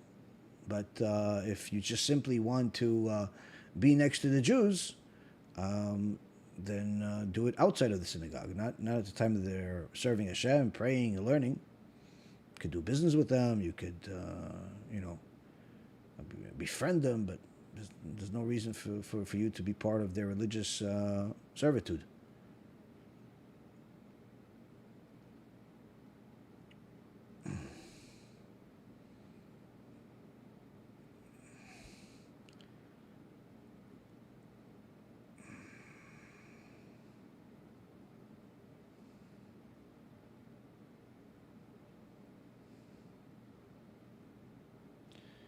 What's the difference of praying to God or the Lord or His name mainly in a blessing? Well, there's different ways that Hashem connects to us, and each blessing that the Chachmei Knesset HaGedolah, the sages of the Great Assembly, each one of the blessings they instituted, they knew exactly which gates in Shamayim are open at which specific times of the day, and which specific words are required in order to make specific sounds in order to connect to specific vessels, which also includes certain names that are utilized for Hashem. And in fact, the Ramchal writes also that the different angels that you use their names in different teachings and learnings and kavanot, and the reason why Hashem allowed this to happen is not because we're serving the angels or we're praying to the angels or anything like that. It's because in essence Hashem created His world with certain opportunities or certain gates that are opened, certain vessels. And in so many words, different holy names open different locks. So just imagine it, that there is a unlimited amount of doors in order to reach different blessings from Hashem. But these doors all have different keys. Sometimes the key is the traditional blessing. Sometimes the key is a blessing that uses a different wording than traditional. Some blessings are longer, shorter, different times of the day, different times of the year.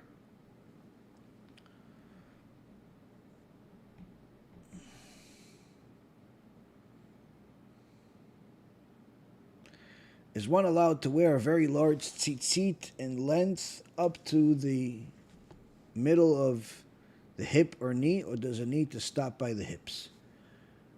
No, you can wear a long tzitzit. Yeah, there's no problem doing it. It's not common, but certainly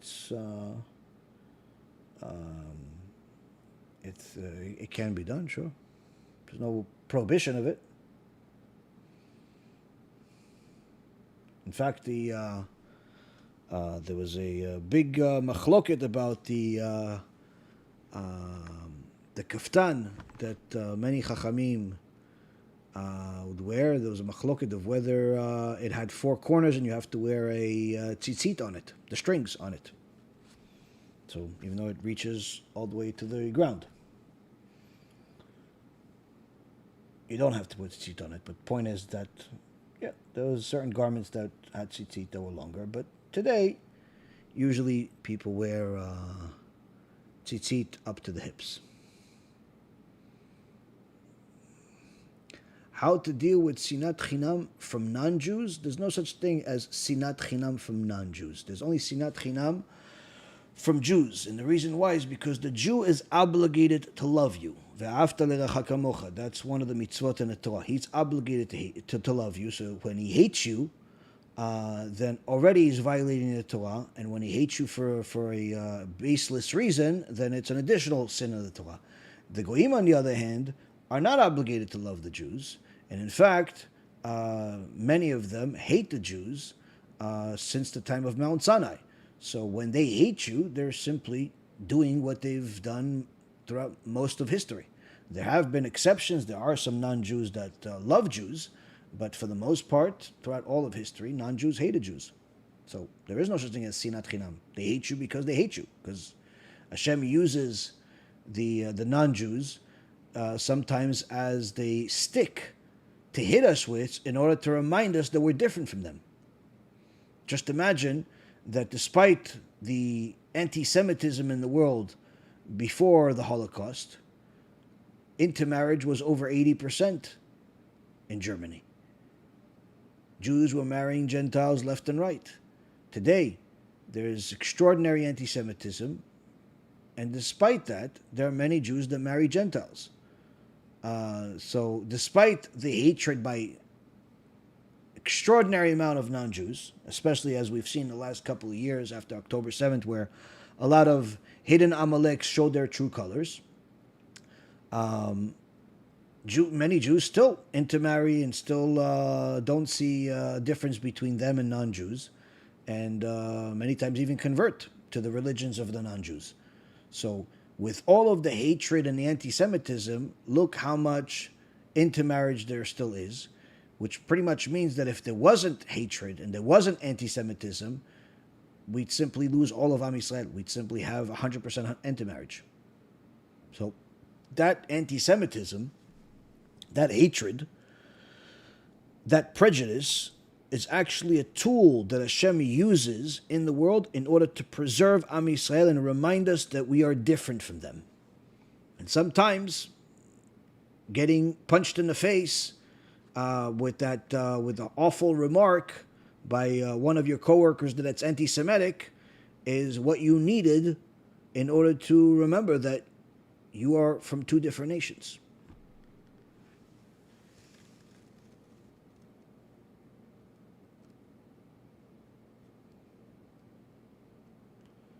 Do you need to follow the Talmud in order to be religious? As an Orthodox Jew, you have to know not only to follow the Talmud, you have to know that the Talmud is the oral Torah. We have a written Torah and we have an oral Torah. They're all part of the same thing. You cannot do one without the other. You cannot understand the written Torah without the oral Torah, because the details of the mitzvot of the written Torah are explained in the Talmud. For example, God said that if we violate Shabbat, 12 places in the written Torah, he says that if we violate Shabbat, it's a death penalty. So therefore, we need to know how to not violate it. But if you look in the entire Torah, the written Torah, you're not going to find the details of the violations, with the exception of fire. But there are many other ways of violating the Torah. So where do you know? So how do we know the details of how to not violate the Torah so we don't get a death penalty? Simple. You go to the oral Torah, which is where you have the explanations. This is what's allowed. This is what's not allowed. In so many words, without the Talmud, there would be no Judaism, because we would not know how to serve God. And this is actually one of the biggest and clearest proofs that Judaism is the truth versus Christianity, or that denies the oral Torah, because while Christianity says they accept the written Torah, but they reject the oral Torah, you see that that's complete nonsense and a complete fallacy, because it's not possible to accept the written Torah without the oral Torah, because you cannot understand the written Torah without the oral Torah, so much so that even the ability to read the words is impossible without the oral Torah. Because, as I've said this several times over the years, that most people don't know, in the English language, you have a vowel system. You have A, E, I, or U, and sometimes Y.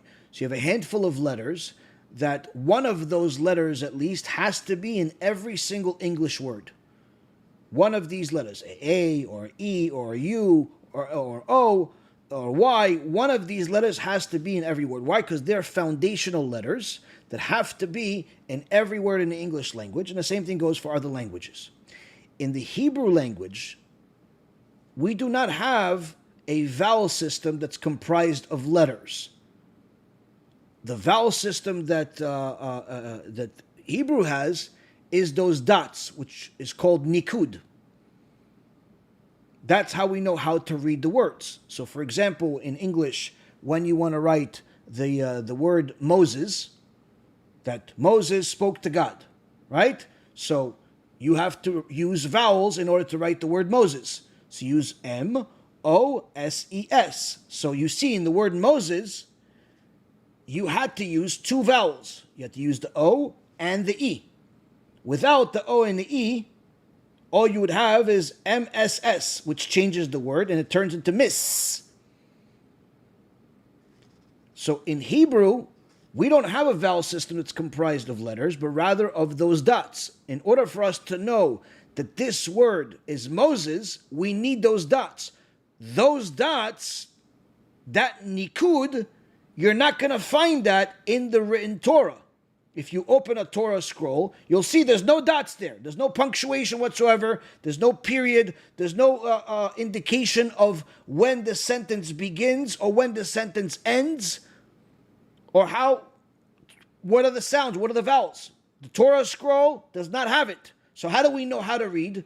Because the oral Torah provided us the vowel system. And it told us where to put it in the entire written Torah. Therefore, not only do we have to have the oral Torah in order to understand the laws, we have to have the oral Torah in order to even read the word Moses or any word. And in fact, this is one of the proofs that shows that the Christian belief is complete foolishness, because they themselves deny the oral Torah while using the oral Torah, because that's the only reason why they know how to read the translations of the written Torah, because they know they are using the vowel system, which is part of the oral Torah. And the foundation of the oral Torah is the very Talmud that most anti-Semites and ignorant people speak against, and it's only because they're ignorant of it. But once you understand what's in the Talmud, beyond what the anti-Semites like to highlight and misrepresent, you realize how fundamental it is to the entire Torah, not just for the Jewish people, but for every religion, because the Christians and the Muslims also say that they believe in the Torah and that their books are, in essence, a continuation of the Torah. Now, the fact that their books are not a continuation, but rather a fabrication, is irrelevant and a moot point. Still, they both accept the Torah as divine, which means it's from God. So, that means that once you have a Torah that's from God, but yet you don't know how to read it, then it's useless.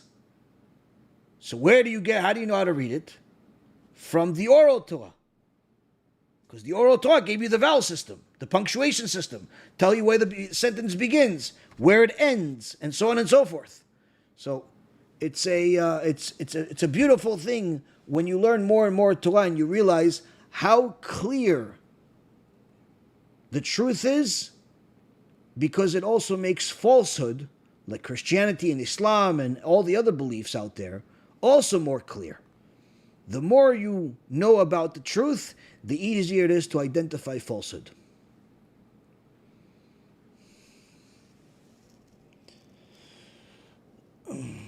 Why is there a minhag some Sephardics eat dairy on Shavuot. It's not just some Sephardics, also Ashkenazim. And the reason why is because after Moshe Rabbeinu came down from Mount Sinai with the Torah had laws of how to slaughter the animals.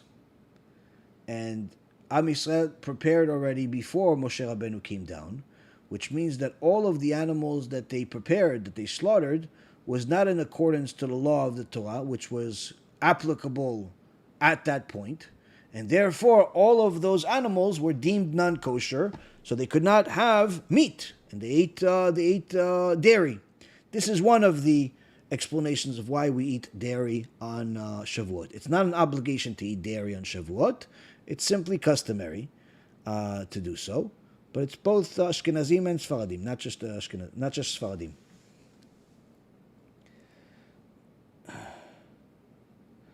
What do you know about the god of the Assyrians?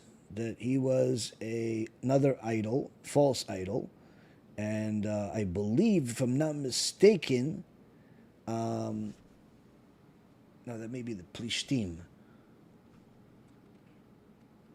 No, I'm mistaken. Yeah, either the Plishti idol or the Assyrian idol was after a mermaid, Serena.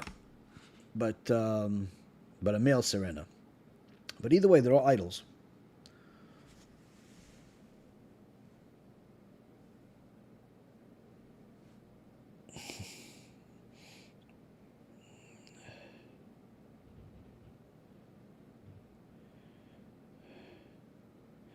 That's bad to lump Islam and Christians together. One is severely idol worshipping, and Satan too. It's not a matter of compare and contrast. It's, if you listen to the entire lecture, you'd understand that when you have the truth, and it's as clear as the sky is, then everything else is falsehood. So it doesn't matter if this falsehood is uglier than that falsehood, where one falsehood is praying to snakes and scorpions, and the other one is praying to a man, and the other one is praying to mosquitoes, and the other one is praying to motorcycles, and the other one is praying to rats. It doesn't make a difference. It's all falsehood. It all goes in the same basket of falsehood versus the single truth. So it's not necessarily comparing them that they both do the same thing. They're both this. They're both. It's simply everything is falsehood except the Torah. Simple.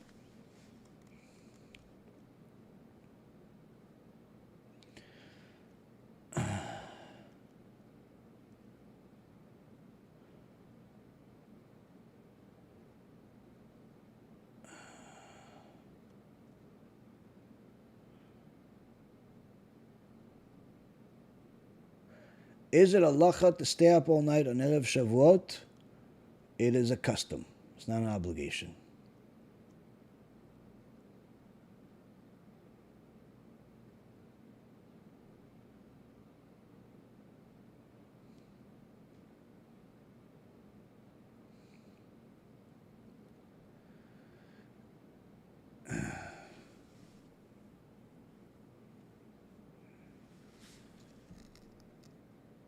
Allah, can you explain what it says in the Gemara, Brachot 12b? Whoever does a sin and is embarrassed by it is forgiven for the sin. When a person makes a sin and then he suffers as a result, he's doing tshuva. He's not planning on doing it again, and it brings him different types of suffering. That suffering is a kaparat avonot, is in essence could be to a certain level, depends on the sin, wiping off part of the payment that he has to pay or punishment that he'll have to suffer for that sin. Is a firefighter paramedic job good to take in the Jewish world? Certainly there is a need for paramedics and firefighters. Is it good? Depends on the person. Depends on opportunities available. Depends.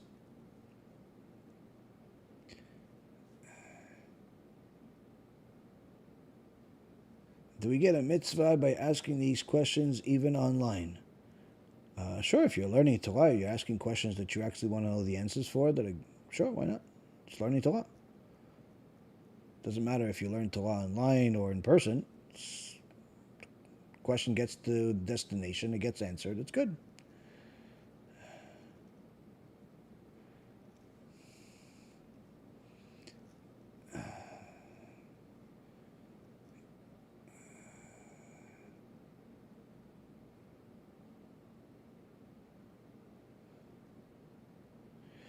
In Sukkot, we have a mitzvah of sitting in a sukkah. Passover, we eat matzah, the 4 cups. Korban Pesach, what time of Bet HaMikdash. Say a story of Egypt. What is the main mitzvah of Shavuot? There isn't a main mitzvah of Shavuot. There isn't a main mitzvah of the Shavuot. And that's actually one of the things that Chachamim toil over. Of why didn't Hashem specifically make a mitzvah of Shavuot? Like, I heard Rav Meir Eliyahu once said, why don't you just make a mitzvah to eat cheesecake? We eat dairy anyway, often, on this as a custom. So why don't you make a special blessing on a cheesecake? Because Hashem has his ways, his reasons. The reasons for the mitzvot are beyond our comprehension. And there are certain things that need to be done at different times, to open specific gates in Shamayim.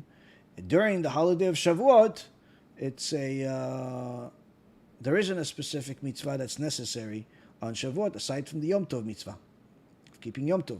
Yom Tov is like Shabbat. Except that you're allowed to cook if you have pre-existing fire.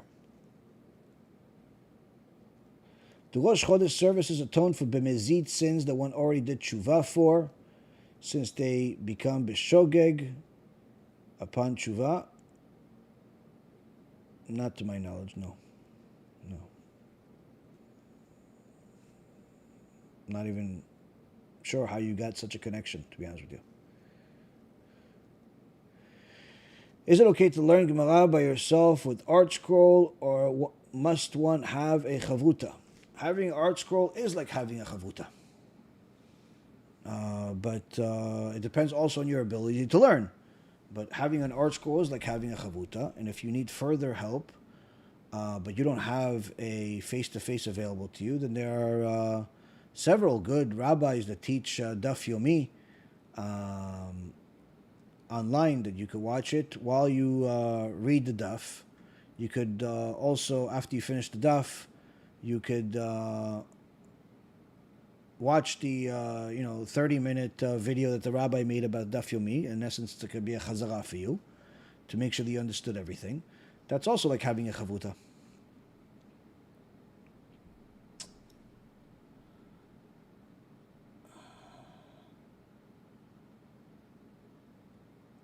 How is it allowed to turn away a Jew who wants to learn Torah because they don't have money, like in the cases of Hillel and Rav Eliakim? If so, why is it allowed to sneak in and learn without paying? Why is that not stealing? So as far as turning away somebody because they don't have money, it depends. It depends on the Mara Da'atra, what's his rationale behind it. There may be limited spaces. There's a, let's say if there is only 10 seats and one person is paying and the other one doesn't have any money, you have to take the one that is paying, not because his money makes him better, but rather because you need the money in order to pay rent, in order to survive. It's the ways of the world. So you're not rejecting that person from learning Torah. You're simply, not making your particular place to be the only one. He could still learn Torah. He just doesn't have to learn with you. He could learn Torah elsewhere. He could read books on his own. Now, as far as the Hillel or the young Mesameach listening in on the Torah, no, it's not stealing. Hillel was on the roof, so therefore he was not occupying the space that required money. And the Mesameach also was not taking up one of the seats, and therefore it was benefiting from someone without them losing. There's a halachic concept of benefiting from something that someone has without them losing. that at times is permitted, at times not, depending. But the point is that no, it's not considered stealing what they did.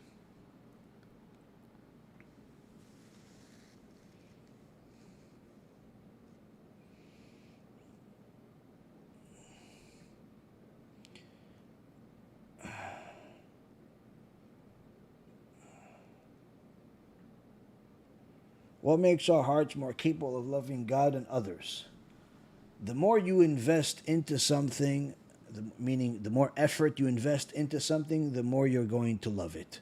The reason why a mother loves her kids typically more than the father is because a mother typically invests more of her efforts into raising the children.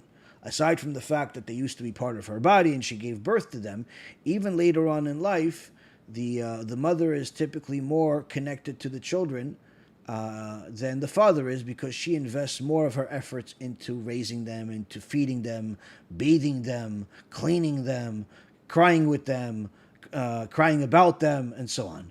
So the more you invest into something, the more you're going to care about it. In so many words, if you want to love God more, then invest more into the relationship you have with Him. Pray to Him more, speak to Him more, do more of what He says, and the more you'll do, the more you will fall in love with God, because the more you'll feel connected to Him. The same goes with other people. The more you help other people, the more you'll care about them.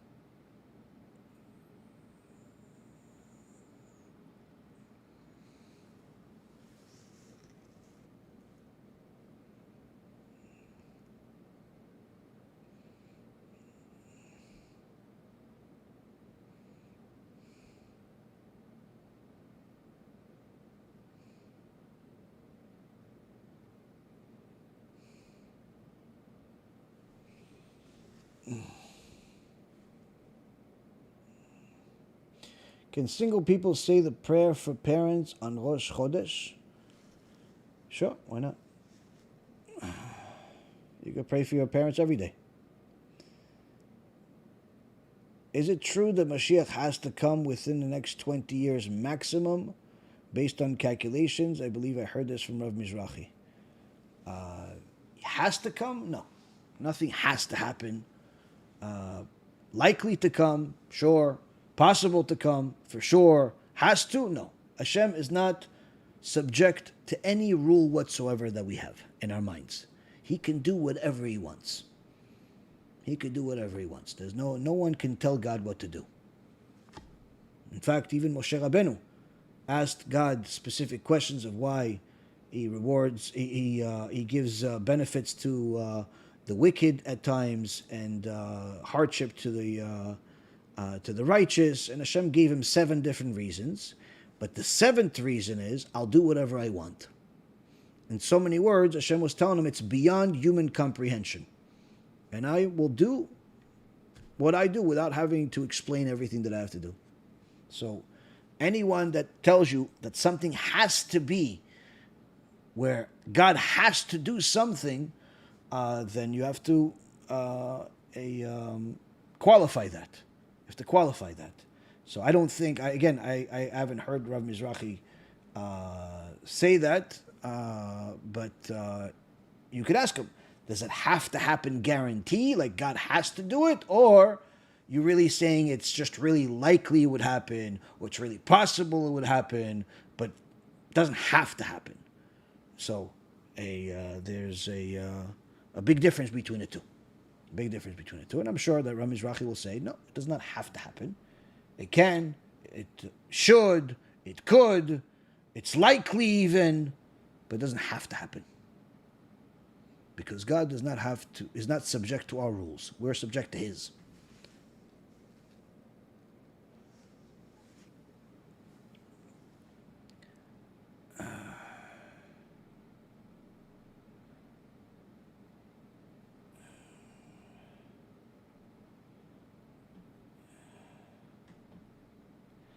Can you make it to Olam Haba but not be resurrected by the dead? And if so, where would the soul be during those 1,000 years? Yes, there are plenty of people that have no merit to be resurrected with the dead, but will still eventually go to Olam Haba. And during those 1,000 years, it depends on the soul. It could be that it's in Gehenom, it could be that it's in Kafakela, that it has to clean up the filth it gathered before it goes to Olam Haba. It could be it's even in a lower heaven, but it doesn't have a merit to go to Olam Haba. In fact, Rabbi Daftaya says on the Shevet Benjamin, I believe it was, that left Egypt prematurely, and then they were the ones that Ezekiel resurrected in the desert when, the dry bones, the story of the dry bones. Who were those people? Those were the Jews that left Egypt before Moshe Rabbeinu. Before Moshe Rabbeinu came. And they got killed because it wasn't time. And Rabbi Daftaya explains that there was about 970 years between Moshe Rabbeinu, the time they left, and Ezekiel. And throughout that entire time, those souls were in Kafakela because they put a definitive statement of when the salvation will come. It's like saying the Mashiach has to come at this specific date. That's a violation of the Torah. Can't say anything like that. Can't say anything like that. Can't put timing on that, because that in essence subjects God to our laws. There is no such thing. So they suffered nearly 1,000 years in Kafakela for doing that. This is Rabbi Daftaya Ruchot Mesapot. It's in there.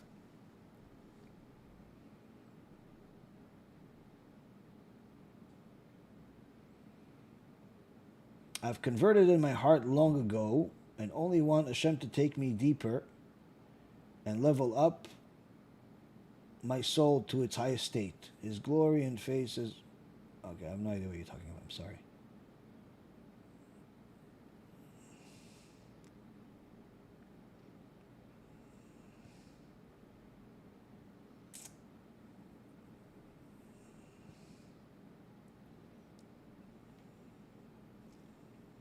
What is the AI app? AI Rabbi. AIRabbi.org. .org. You go to the app and you go to the website, AIRabbi.org, or you could just type AI Rabbi on your phone app store, and you could download the app over there. You'll get a few questions for free, and then after that you'll have to become a paid subscriber. I could assure you it's a million times better than ChatGPT or your internet, all the stuff that you'll find randomly out there, because it not only uses Torah sources that are reliable, but it provides them to you as well. Am I allowed to enter a church for a parent's funeral? If you're Jewish, no. If you're not Jewish,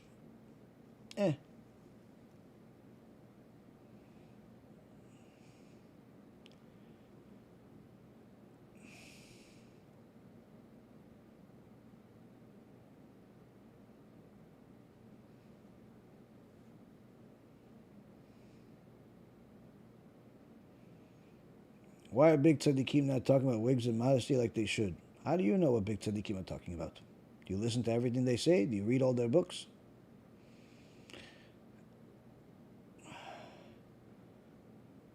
Does spilling seed make you physically and mentally very weak? If so, why? Yes, it does. I have an entire series of lectures about it. There's actually one lecture that I did about, I'd say close to 8-9 years ago, that gives proofs from books that were written over 100 years ago and before of the different medical issues it creates, health issues that it creates. So you can watch those lectures. I believe if you just go to my YouTube channel, you type in the words wasting seed, and you watch the longer lectures, not the clips that are 5-10 minutes, but rather the longer ones that are an hour or more. Over there you'll find a endless amount of information. Each one is different from the next, and some of it contains medical information that you're interested in. It's called Wasting Seed. Go to my YouTube page, Rabbi Yaron Reuven, go to the search, type in the words Wasting Seed, and there's a whole playlist, probably somewhere in the neighborhood of 150, 200 lectures I've done about the topic, if not more. Baruch HaShem.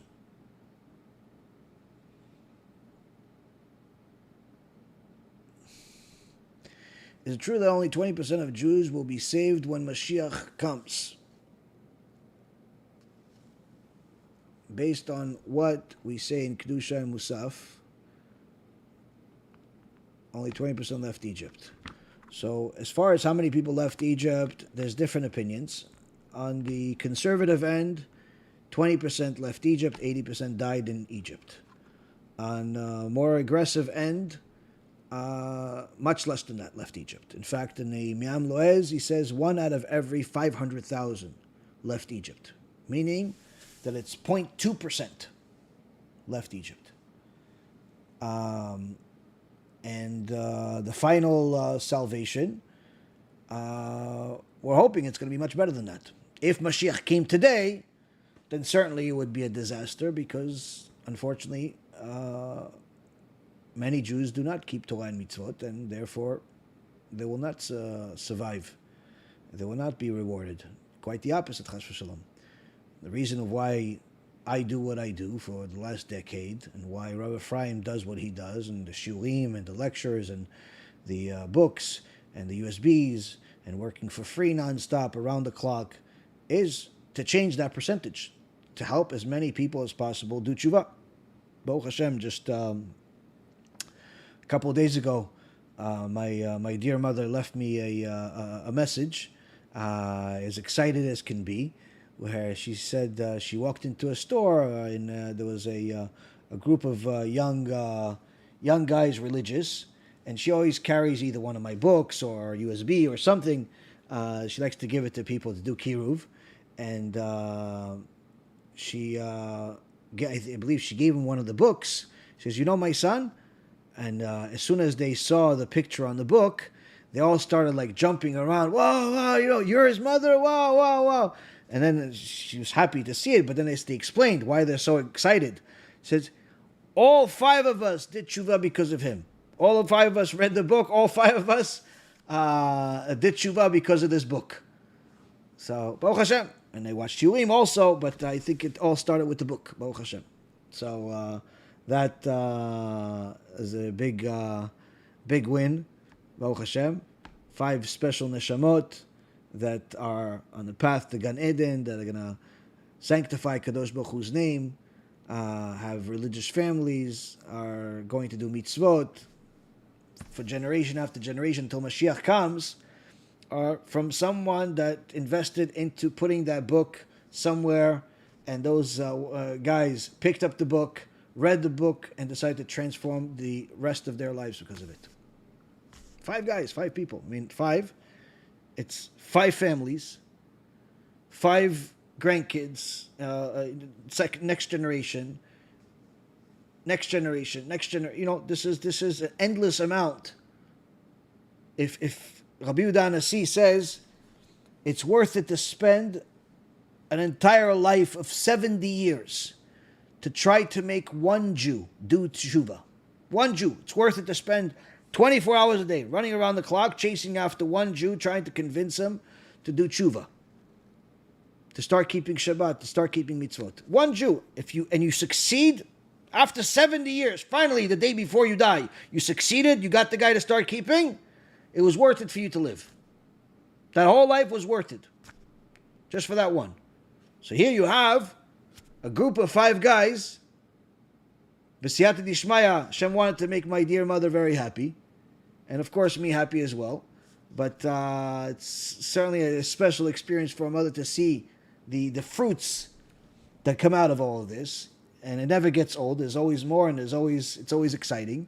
But extra happy gift to see come into a store happens to be 5 Baalei Tshuva, all from the same book, written in Hebrew, that these guys read in America.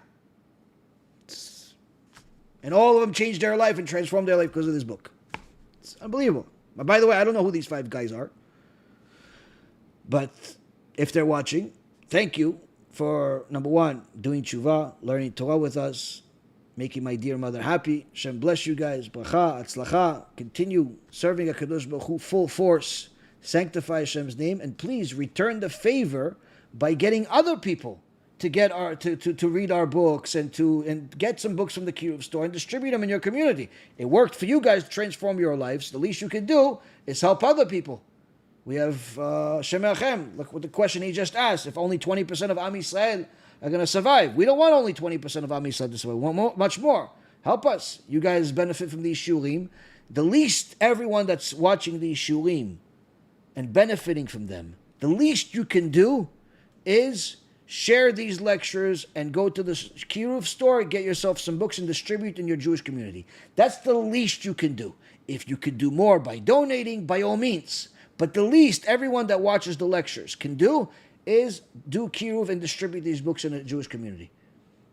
Why? Because if you benefited from them, it transformed your life. Now you're keeping Shabbat. Now you're keeping family purity. Now you're eating kosher. Now you're learning Torah. As a result of these lectures, the least you can do is help other people benefit the same way you did. So that's an important thing for people to help. And the people that already gave the books, don't think that you're finished just because you gave a bunch of books. Some people tell me, listen, I gave a few cards or I gave a few books. Am I finished? I'm done? No. As soon as you finish, get more. When am I finished? When your life finishes. When your life finishes, then you're finished. As long as you're in this world, you have to do as much as you possibly can to get Am Yisrael closer to Hashem. Give more of the books, more of the USBs, especially since it's free. It's free. Ribono shel olam. I don't know. I wish I had stuff free for me to give out when I was first starting out. When I first started out, I had to go buy from different rabbis and organizations the stuff that I would give out to people. You guys have it for free. It's unbelievable to me that some people are not smart enough to literally order, give out, order, give out, order, give out. Now, some of you guys sometimes order more than you can handle. So order, give out, order more again. You know, it's important because if you order the books and you don't give them out, then it's a problem. Why? Because then you've wasted our resources for nothing. We could have used those resources to give those books to somebody else to distribute. Plus, we paid shipping. Each box cost $40, $50, $60 to ship in America. Needless to say, if we have to ship it to different countries. People don't understand that it costs a fortune to publish every book. People say, oh yeah, can you translate this book to English and that book to English? You guys don't understand how much it costs to publish these books. Each book costs $100,000 plus. Each book, one book. Over $100,000 per book, depending on how many copies. People don't understand that. You have the editors, you have the graphics, you have the printing, shipping, taxes, just taxes to ship the books to Israel, for example, is 17.5% of the cost. So if I bought $100,000 worth of books, for me to take those $100,000 worth of books and get them to Israel, for example, I have to pay $17,500 to Israel in taxes, plus shipping, which $10,000, $20,000, $30,000, $40,000, depending on how heavy everything is. It's not, in America, to ship it to America is less in taxes, but not less in shipping. So the cost is enormous, and this is just shipping it to the warehouse. After shipping it to the warehouse, it's shipping the boxes to all of you all over the place. Each box is anywhere between 27 to 40 pounds. We send it UPS. Average cost is anywhere between $35 to $65 per box. So you ordered 10 boxes. Let's say you ordered 10 boxes over a period of time. You got 10 boxes. Just the shipping costs to get you the stuff is somewhere in the neighborhood of $500. Now, if you calculate the cost of the books, talking about huge investments, but people don't understand it. Sometimes people think, oh, listen, I'll do what I can. And in reality, they don't understand how much they are benefiting from the organization. Go to any rabbi, and see how many books he's going to give you for free.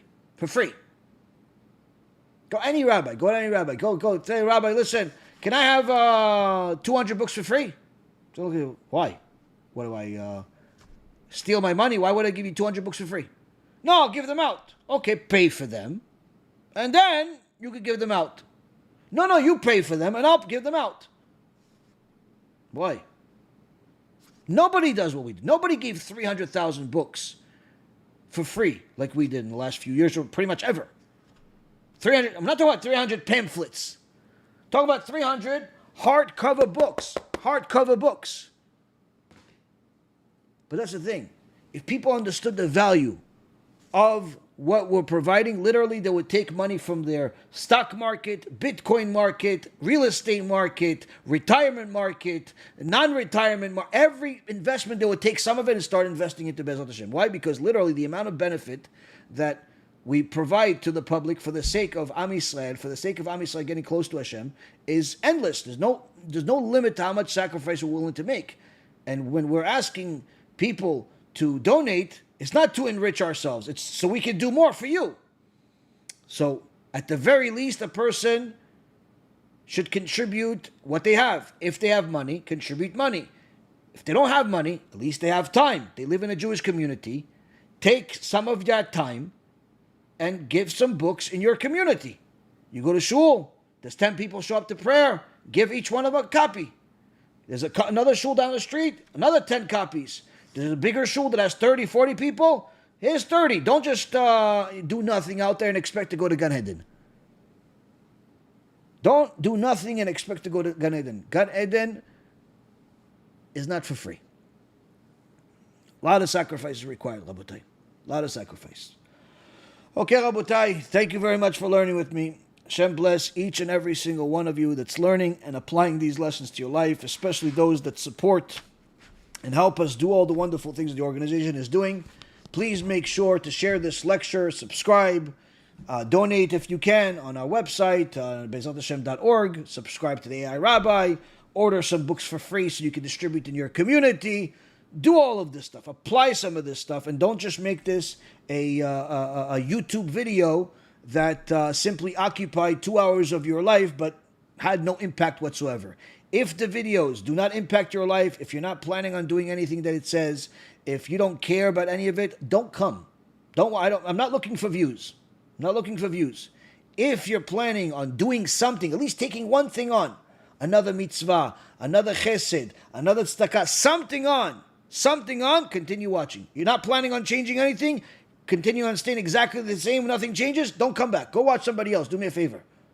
Make the spiritual nest available for somebody else. Make sure you take something on. Rabotai, Shavuot is Matan Torah. It's time for everybody to pick it up a notch, no matter where you are. All of us have to pick it up a notch. Do a little bit more. Whatever you were doing until today, start doing a little bit more tomorrow. And BeEzrat HaShem will all succeed. Kol tu b'cha v'atzlacha. Enjoy the Chag. And BeEzrat HaShem, we will learn again soon. I'd like to introduce you to your new best friend. We did it. AI Rabbi is here. It's an AI model that is based on kosher Torah sources, 30 different languages that are available to you. So if you want to ask it in Spanish, in Chinese, Portuguese, whatever you want to do, it's available for you. Can you tell me about Rabbi Akiva? So it's timestamped to the shiur. You press this green button, AI Rabbi on your WhatsApp. You'll have the ability to ask questions at will. You'll be provided sources, and most importantly, you'll be able to know the truth and be able to rely on the sources.